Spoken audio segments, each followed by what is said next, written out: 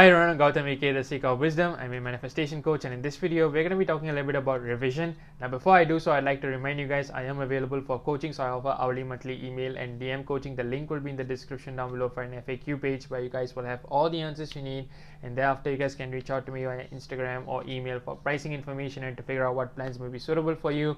I also have a Facebook group where I upload resources from time to time, as well as you guys can ask me questions anonymously if you wish to do so.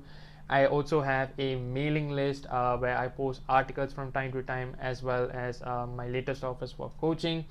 And last but not least, I also have a Manifest Your SP course, which is designed for veterans and beginners alike, which brings you from the beginning of your manifestation journey till the end of it.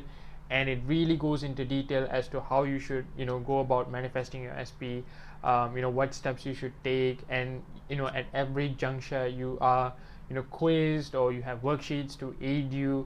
And at the end of the day, when you come out of that course, not only are you going to manifest your SP, you're going to be very clear on the reasons as to why you're doing it, and most importantly, it allows you to come from a place of love. And what's the neat thing about this course is that you have access to it for a lifetime once you purchase it, and you are going to be getting updates for free. And if you're going to buy it later after the updates, I will be bumping up the prices after every single update. So if you buy it now, you will get those updates for free. So it's definitely a great investment for your SP journey, guys. So be sure to check that out. If you guys have any questions on that as well, again, email me. I'll be more than happy to clarify anything. So without further ado, let's get to this. So revision was something that you guys questioned me quite often as well, and I had a lot of content suggestions based on revision. Hey, make a video about revision, and I was like, okay, cool, because I feel like there are a few things to talk about, like how do you exactly go about the revision process was something that you guys asked me, and I was like, okay, fine, like I feel like there are things to be spoken about here. And I think, like, when most people ask me to talk about revision, they are talking about the whole topic with regards to SP, but I'll also try to bring in some other topics like jobs and career as well, because some people do want that as well, or even money for that. So revision is basically you're going back into a past event and you're changing it, so that every time when you think about the past, you're not going back to the old unfavorable story, but rather you are thinking about a favorable story. The idea being, Neville always talked about it.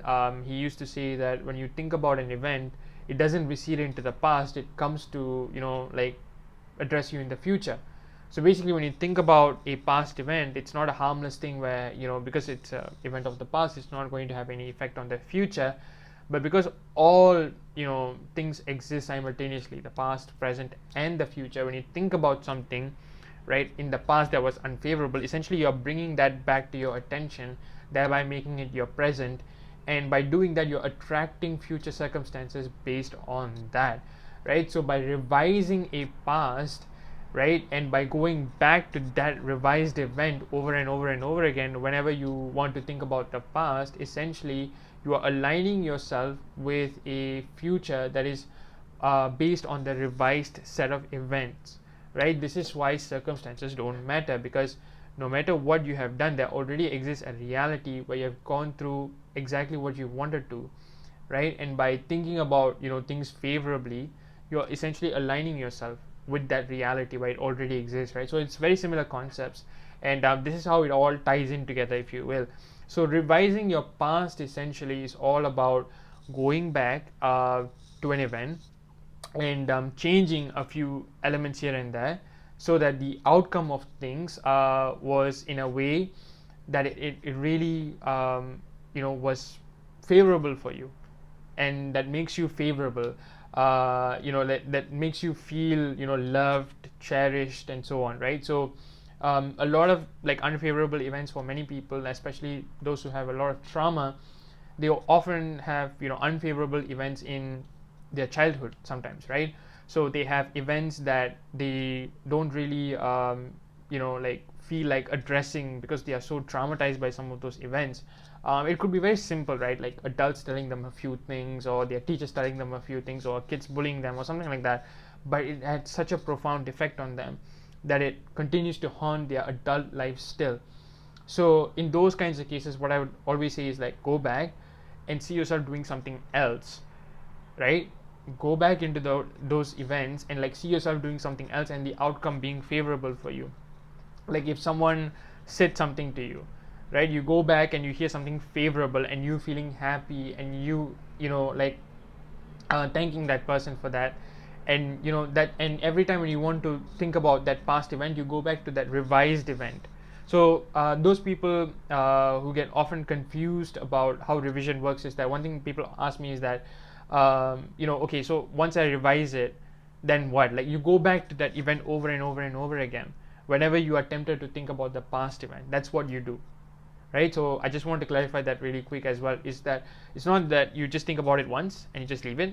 It's more of you just going back to those events and thinking about it over and over again until it comes to you very in a very natural way when you are tempted to think about the past event, right? Say you did very badly in your exams or something, but you go back and revise such that actually you did well. You don't, again, like when you think about the event, you don't think about exam failing again. You always go back to the idea of you passing your exams over and over and over again, right? So you make that your reality basically.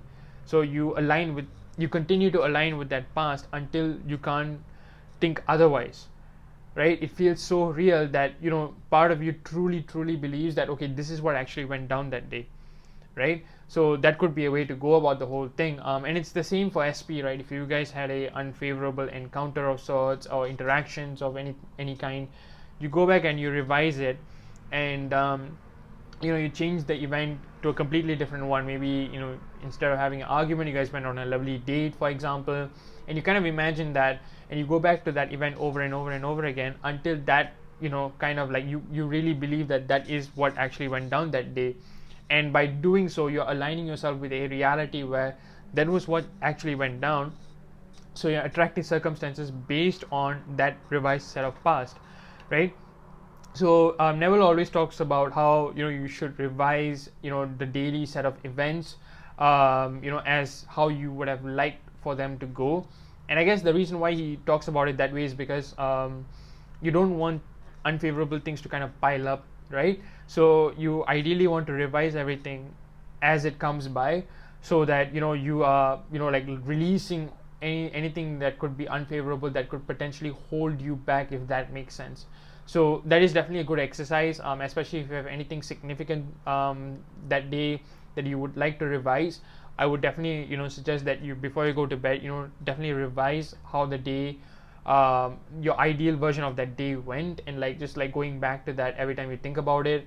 Of course, you guys would have heard of me talking about the letter technique, just writing a letter from any person to yourself. If you had an unfavorable interaction with them, you address in the letter where you have a favorable interaction with them, and you read their letter that is written from their perspective to yourself over and over again. So that's a good way to go about it. Another way of revising that I found useful was reducing the severity of what actually happened, right? So the initial revision that I spoke about was about replacement, right? Revising and replacing a unfavorable event with a favorable one, so that you're focusing on that more so than what actually went down. But in some cases, individuals are unable to forget something that actually went down that day, or something that was actually said. What do you do then? So the answer is to reduce the severity of it in your mind, right? Yes, it went down. Yes, something went down that day, but it wasn't as bad as I thought it was. So you kind of reduce the severity of it in your mind, so that every time when you play that event back, you're not emotionally affected as much, and you have made your peace with it. So when you're very neutral about it, or when you have made your peace with it, you are going to attract circumstances based on a very peaceful and neutral state of mind as well, right? So that is also a way to go about it. I just wanted to address that because I know that some people are really unable to let go of the unfavorable past events. So you can definitely do that, where you are reducing the severity of it. If you would like to hear maybe an apology from someone, or if someone said something to you, you can definitely hear that through inner conversations. Inner conversations are a great tool for revising unfavorable set of events. You can hear people's apologies, you can hear people telling you that they were wrong, that whatever happened, wasn't your fault, for example. And whenever you're doing revision, always try to come from a place of love as much as you can, because the point of apologies, especially, is not a ego thing where like you want them to say, okay, I was wrong, you are right. It's more of, I'm sorry for what I did, and I love you, and you are a great person. Like that is the kind of like energy I want you guys to come at this from. Is like, it's not about them admitting just that they are wrong, but it's more of like, okay, they appreciate you, that they love you, and coming at it from a very place of like unconditional love towards the whole situation. Because at the end of the day, everyone is you pushed out, so being angry at them is like being angry at yourself. And really, why would you be mad at yourself, right? Really coming at it from that perspective, especially when it comes to your SP, like, coming at it from a place of unconditional love, and like really going into the whole thing with like unconditional love will really kind of open your heart and mind to accepting whatever that's being revised, and it's going to make your life way easier when you're revising. So I just wanted to point that out really quick, because repetition is one way to revise with ease as well, but also I think having an open heart and mind, and how you do that is through coming from a place of unconditional love, in my opinion, is going to really help you with this whole thing as well. Another thing that I found really helpful was, whenever you are forced to talk about an event with a friend or family, for example, in your mind, you talk about it with them as though how you would have liked it to happen, as much as you can, right? In the 3D, you may be forced to say it as how it actually went, but again, in your mind, you talk about unfavorable events as though how they ought to have gone, and based on that, like, you hear favorable responses from them. So that could be a way to go about it. Again, it's a mixture of like revision and inner conversations, and also choose to focus on all the good things that actually went, like, if it's a person, choose to focus on the favorable interactions prior to that, and shifting your focus towards those kinds of things more. And like, what it really does is, again, like, it reduces the severity of what actually went down that day, and like, seeing like, okay, how that kind of made you stronger, and that what kind of like perspectives it gave you, how you are a better person because of that could be a way to address this as well. Yes, those things happen. Yes, it wasn't as bad as it I thought to be, and also, how did this make me a better person? And then you can list out those reasons, and that would like really kind of like shrink that whole problem down, and you wouldn't even be bothered by it, because the benefits kind of outweighed whatever that actually went down, and all the emotional toll it kind of took on you, kind of thing. So that will really help you. And also, don't come at it from a victim mindset, like, come at it from a very like operant power, like a very empowered state of mind. And what it does is that, like, it really just makes you see it from a very objective standpoint, like you are really taking a step back, and you're really throwing the emotion out of the window. And like, when you see it from a very objective standpoint, you see it as, okay, like, this event happened because of my thoughts back then weren't favorable, but now that it is indeed favorable, of course it has to pan out in my favor. Like, why wouldn't it, right? And when you see it from that perspective, like, it kind of just helps you to shift that focus away from this unfavorable event as well. And make no mistake, like, this is something I really wanted to point out really quickly as well. Revising a past event is not a prerequisite to whatever you'd like to desire. It's never a prerequisite to whatever that you desire. The only reason you're even involving yourself with this whole revision thing is because it's so like it's like really getting into your mind over and over again, and it's like so ingrained in your mind that you can't get this out of your head, that every time when you think about your desire, this thing just keeps coming in and you can't get it out of your head. That's when you kind of like, okay, you sit down and address it. But like, if you can, right, just go straight to the end and live in the end as much as you can. And if you can do all those things without having to revise the past events, by all means, guys, go ahead. Because like, I don't want people to think like, okay, I have to revise my events and then only then will I be mentally be quote unquote ready in order to manifest my desires. No, there's no such thing, honestly. If you can live straight in the end, guys, honestly, I would say go for it, because that is a much easier way to go about this whole thing, and you don't even like, there's no prerequisites to manifesting your desires. There's none. All you have to do is just sustain the assumption that your desires are already realized, and you just have to hold on to that assumption. Simple as that. Like, really, it's all there is to it. So I just wanted to stress that, because like, I don't want people to think like, okay, I need to revise it, so that I will have a better life. There's no such thing, honestly. If you can just simply focus on your desire, that's all you need.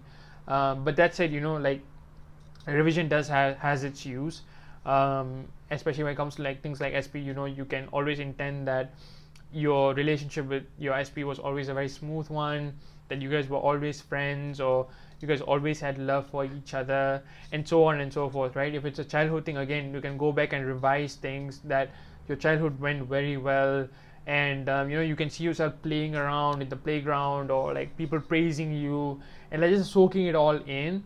And like, every time when you want to think about your childhood, you go back to this, and you're going to attract circumstances based on that. And it's all about like revising things to come from a place of love as much as possible. And even Neville stresses that, where this is why, I mean, you can revise things as much as you want, and that's all cool, but this is why you want to live a like a life filled with happiness and goodness as much as you can, and you want to come from a place of love as much as you can, because then you don't have to put yourself in the place of revising it, right? But with childhood, like, honestly, I get it, because it's like one of those things where sometimes it's not in our control, but however, the responsibility of like addressing those events does fall back onto us as adults. Do I think it's fair? No. But like, is this what we have to do to kind of like get the life that we want? Yes. So I would say it's definitely worth the time and effort doing so. So that's the thing that I just wanted to point out really quickly, guys. So go ahead and like, if you have to revise it, focus on all the good things that happened in the past, change those events.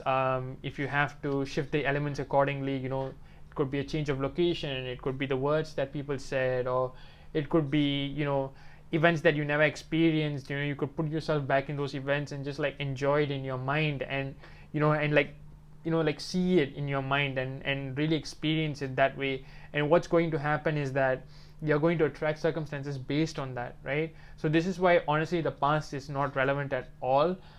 So you can always revise things, and again, the main objective is to let go of the old story that is kind of burdening you. And every time when you're thinking about the past with regards to your desire, make sure that you're always reverting back to the revised past, or at the bare minimum you're thinking favorably, by thinking, what, yes, it happened, but it made me a better person. Basically reducing the severity of it in your mind, right? So guys, we've come to this end of this video. If this video resonated with you, be sure to drop a like, and if you guys have any questions, drop a comment down below. I will definitely address it as soon as I can. If you guys have any coaching queries, again, you guys can email me. Be sure to subscribe for more videos like this, as I will upload a new video every single week. Turn on your bell notification so that you guys will be alerted. If you guys aren't in my Instagram page, definitely follow that as well, because I know that a lot of people are just following me on YouTube these days. So I do have an Instagram page where I'm active as well. So I post like like manifestation topics, and I address a lot of different things there as well. That's where primary of my audience are from. But I realize there's a huge like YouTube crowd that is not aware of my Instagram page as well these days, which is really surreal, if I'm being honest. Like, I always thought like, okay, like most of my crowd comes from like Insta, so I'm like, okay, so most people should know about it. But I just had a few interactions where I realized actually people don't know that I sometimes have an Instagram page as well. So yeah, and the same thing comes with Facebook as well. So all the links will be in the description, guys. So be sure to check it out. And one more thing is that I also have a backup account that I started. So sometimes I do coaching giveaways there as well. So if you guys would like to participate in any of those coaching giveaways or any of my lives, that's where I'll be conducting that. And the reason why I do that is very simple. It's because so that's a crowd. I can handle things better there when it comes to coaching questions, or doing giveaways there. It's much easier. And also sometimes with Instagram, it's like one of those things where it's always good to have a backup. So that's why I started the other page. I'm still kind of like debating what type of content or if any to post there. So yeah, if you guys have any ideas for that, do let me know as well, guys. So guys, thank you for watching. Stay safe and happy manifesting. Peace.